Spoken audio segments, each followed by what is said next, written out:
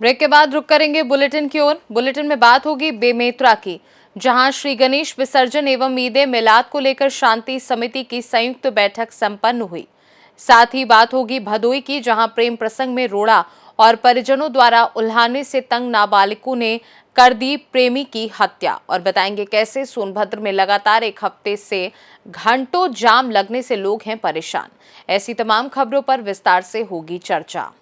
खबर बेमेतरा से है, जहां कलेक्ट्रेट की दिशा सभाकक्ष में आज कलेक्टर रणबीर शर्मा और पुलिस अधीक्षक रामकृष्ण साहू की अध्यक्षता में श्री गणेश विसर्जन और ईद ए मिलाद के अवसर पर शांति एवं सुरक्षा व्यवस्था बनाए रखने के उद्देश्य से एक संयुक्त बैठक हुई।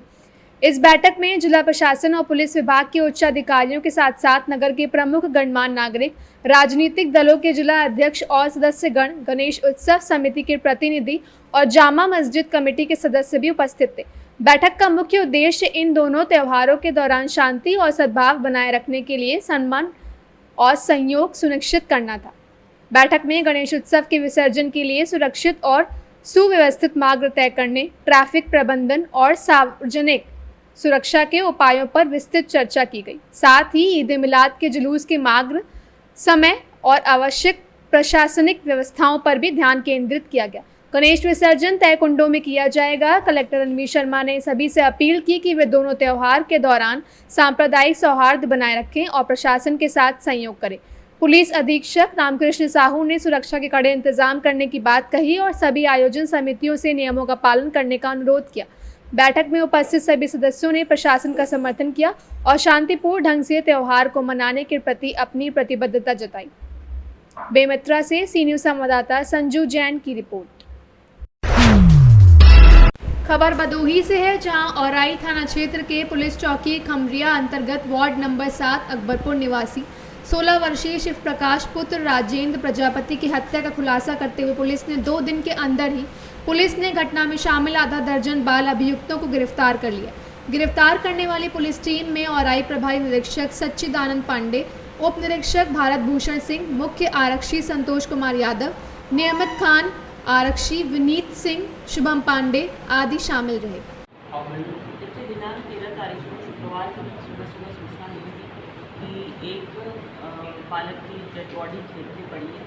सूचना पर तत्काल SHO, CO, एडिशनल SP एवं मेरे द्वारा मौके का मुआयना किया गया। FSL टीम को बुलाया गया और बॉडी को कब्जे में लेकर के पोस्टमार्टम के लिए भेजा गया। हर बिंदु पे उसमें जांच की गई और सर्विलांस की मदद से और पूछताछ की मदद से थाना औराई की पुलिस ने और हमारे CO ने लग करके इस घटना का 24 घंटे के अंदर सफल अनावरण किया है। भदोही से सी न्यूज़ संवाददाता प्रदीप की रिपोर्ट। खबर राजगढ़ से है, जहां ग्राम पगारी बांग्ला का है, जहां आबकारी अधिकारियों और पुलिस ने मीडिया को रखा पूरे मामले से दूर। वीडियो बनाने की भी नहीं दी अनुमति। मीडिया से आबकारी अधिकारियों ने बनाई दूरी, बाइट देने से किया मना। ईमानदार पत्रकार की हुई जीत। आबकारी विभाग के द्वारा की गई सील बंद कार्रवाई में आज खुल गया राव भूपेंद्र सिंह के मकान का ताला। कुछ दिनों पूर्व आबकारी विभाग के अधिकारियों के द्वारा सुबह के समय मुखबिर की सूचना पर नेशनल हाईवे पर स्थित ग्राम पगारी बांग्ला में राजगढ़ के वरिष्ठ पत्रकार राव भूपेंद्र सिंह के घर पर आबकारी अधिकारी दुबे जी के द्वारा सील बंद करवाई गई थी। दोनों गवाहों ने कहा, राव भूपेंद्र सिंह के घर शराब संबंधी कोई उपकरण प्राप्त नहीं हुए। आज आबकारी अधिकारियों और पुलिस की मौजूदगी में 2 गवाह के समक्ष सील को खोलकर मकान के अंदर तलाशी ली गई, जिसमें किसी भी प्रकार की कोई ऐसी आपत्तिजनक शराब संबंधी उपकरण प्राप्त नहीं हुए जिससे राव भूपेंद्र सिंह को आरोपी सिद्ध कर सके। आपने अंदर क्या देखा देश? कुछ नहीं है अंदर। कुछ शराब वगैरह मिली है? कुछ भी नहीं मिला। शराब के उपकरण कुछ प्राप्त हुए हैं वहाँ? ना, कुछ भी नहीं हुआ ना, उसमें है ही ना कुछ। क्या आपके ऊपर कोई दबाव तो नहीं है? नहीं, कोई काय का दबाव? क्या किसी से डरते हैं क्या? क्या अधिकारियों ने इससे पहले तो कोई गवाह नहीं दी थी आपने? कोई से दबाव नहीं है इसमें। यहाँ पगारी बंगला है ही नहीं कुछ भी, तो क्या क्या बोलेंगे उससे? क्या नाम है आपका? विरम कुमार। कहाँ के हो विरम जी आप? मैं पगारी बंगले का। पगारी बंगले का। आज आप यहाँ क्यों खड़े हो, क्यों आए थे? सर आबकारी वाले आए थे तो पहले से सील था ये मकान, तो उन्होंने बुलाया, आया तो देखने के लिए। मकान किसका है ये मकान है भूपेंद्र सिंह राउत। सील क्यों किया था? यार श्रीमान जी, मुझे तो इतना जानकारी नहीं है, पर बाद में मालूम चली गई। तो आज आपको यहाँ आबकारी वालों ने बुलाया था, क्यों बुलाया था? नहीं, वो पहले कुछ शराब मराब का लफड़ा हो गया था, इस वजह से मैंने यार आज सील निकाल रही है मकान की, मैंने जाऊँ अब आप पड़ोसी है हम तो उनके। आप गए थे अंदर? हाँ मैं गया था नहीं अंदर। क्या मिला फिर? कुछ भी नहीं है सर। कोई शराब वगैरह मिली है? अरे सर कुछ भी नहीं है सर आपके कोई उपकरण बनाने के?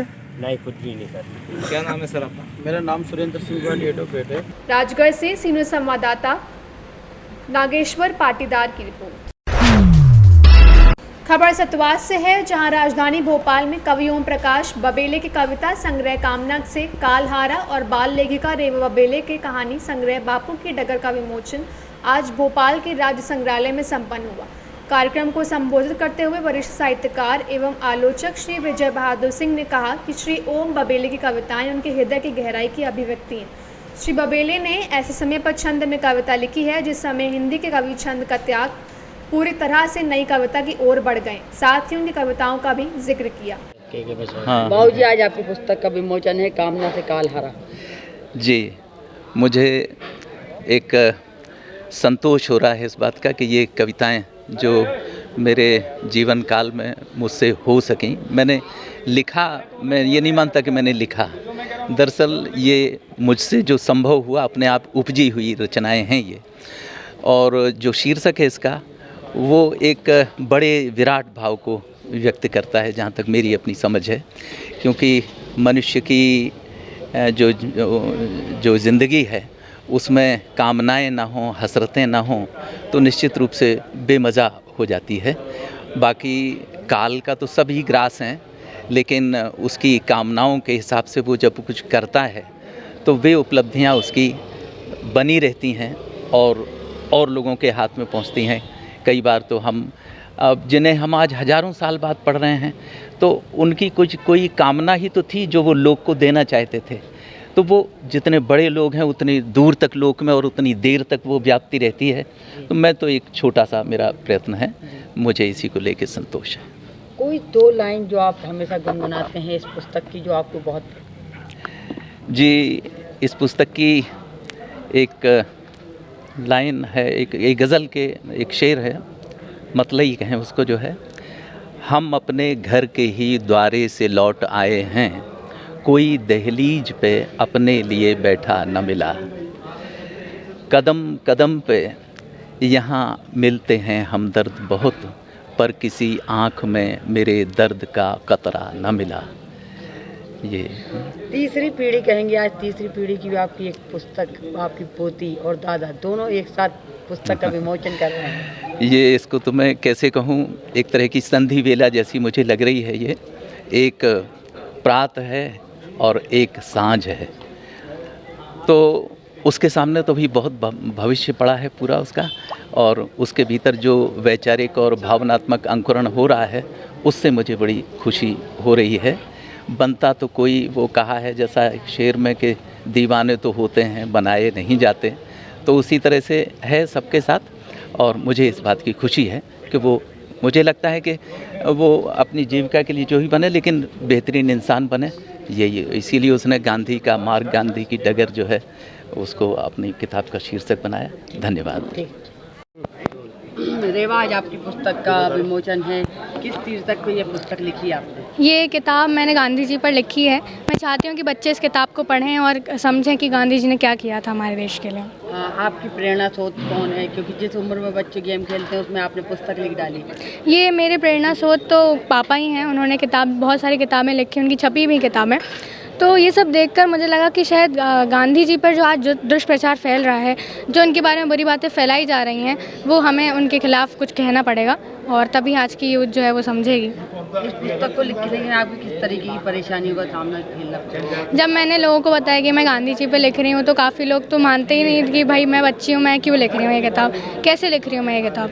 तो जब मैंने फिर उसके बाद जब मैंने ये किताब पूरी कर ली तो लोग कहते हैं कि गांधी जी पे लिखने की क्या ज़रूरत है, क्योंकि आजकल बहुत दुष्प्रचार फैल रहा है। गांधी जी ने बंटवारा कराया था, गांधी जी ने अलग अलग बातें उनके बारे में हो रही हैं। तो ये सारी चीज़ों को ध्यान में रखते हुए वैसे तो कोई मुश्किल नहीं आई ऐसी। बाकी कोरोना काल आया था तो उसमें भी किताब नहीं छप पाई, इस तरीके से। जब दुष्प्रभाव आया और लोगों ने कहा कि इस किताब को गांधी जी पे लिखने की कैफियत है, क्या कभी ऐसे मन में आया कि अब इस पुस्तक को यहीं विराम दिया जाए? नहीं, ऐसा तो कभी मन में नहीं आया, कि बल्कि और ज़्यादा उनसे प्रेरणा मिले कि मुझे इन लोगों को समझाना है कि गांधी जी ने क्या किया था, क्योंकि मेरे पार्ट में तो कभी आज तक ऐसी चीज़ें आई नहीं कि ये गांधी जी ने कोई गलत काम किया हो, तो मैं तो चाहती थी कि लोगों को पता चले। आपकी उम्र के बच्चों को क्या मैसेज देना चाहेंगे? आपकी पुस्तक को क्यों पढ़ा जाए, क्या कुछ अट्रैक्टिव है? ये मैं चाहती हूँ कि आज के बच्चे इस किताब को पढ़ें, क्योंकि वो जानना चाहिए कि गांधी जी ने आज किया क्या था हमारे देश के लिए। तो यही बात मैं चाहती हूँ कि लोगों को समझ में आए और बच्चे भी इसे पढ़ें, क्योंकि बच्चे पढ़ेंगे तभी कल की पीढ़ी जानेगी कि हम लोगों की गांधी जी और बाकी स्वतंत्रता सेनानी ने हमारे देश के लिए क्या किया था और हमारे देश को कैसे बचाया था। सतवास से सीनू संवाददाता संतोष श्रीवास की रिपोर्ट। खबर सोनभद्र से है, जहां लगातार एक हफ्ते से 2 घंटों से जाम लगने से लोग काफी परेशान हैं। कई लंबी तक लगा जाम, लोग कई घंटे से जाम में फंसे रहने को हुए मजबूर। जाम खुलवाने के लिए प्रशासन के छूटे पसीने, लोग खुद ही जाम खुलवाने के लिए आगे आकर जैसे तैसे अपनी गाड़ियों को जाम से बाहर निकालते नजर आ रहे हैं। वहीं जाम लगने की मुख्य वजह राखड़ व कोयला लदी ट्रक है, जो जहां तहां खराब होकर खड़ा होना है। भारी वाहनों के चलते रीवा रांची राष्ट्रीय राजमार्ग पर जब तक बनती जाम की स्थिति। पीपरी थाना क्षेत्र से अनपरा थाना क्षेत्र में जाने वाली सड़क पर लगा रहा जाम। कहाँ को जा रहे हैं? शक्ति नगर से आ रहे हैं, लखनऊ को हम जाना है। कितने देर से आप खड़े हैं यहाँ जाम में? लगभग यहाँ 2 घंटा तो हो ही गया है। क्या ये डेली का रूटीन है? एक हफ्ते से लगातार जाम चल रहा है। एक हफ्ते में पूरा जाम है। रात में भी हम लोग फंसे थे 4 घंटा 5 घंटा। सोनभद्र से सीनियर संवाददाता कुमधर चौधरी की रिपोर्ट। फिलहाल के लिए बुलेटिन में बस इतना ही। देश दुनिया की बाकी खबरों को जानने के लिए देखते रहिए सी न्यूज़ भारत।